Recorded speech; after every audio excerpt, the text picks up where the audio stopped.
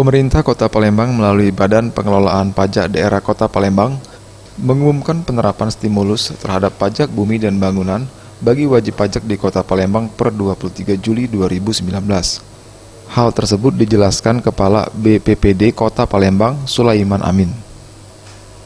Sebelumnya pada tanggal 8 Juli 2019, pemerintah Kota Palembang telah menerima laporan akhir hasil pemeriksaan Ombudsman dan juga anjuran DPRD Kota Palembang, dan sebagai hasil akhirnya, pemerintah Kota Palembang telah secara resmi menerapkan stimulus berdasarkan 4 kategori buku, yakni buku 3 akan diberi stimulus 75%, buku 4 75%, buku 5 diberi stimulus 55%, dan buku 6 diberi stimulus 20%. Sementara wajib pajak dengan PBB 300.000 ke bawah akan diberikan stimulus 100% atau gratis.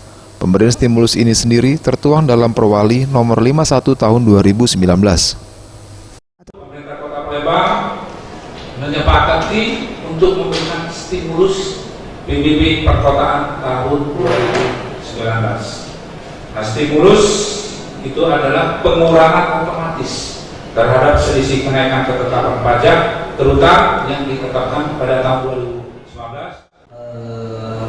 Perspektif BPPD ada buku 1, buku 2, buku 3, buku 4, buku 5, buku 6. Nah, buku 1 dan 2 ini sebelum ada kebijakan stimulus itu sudah nihil.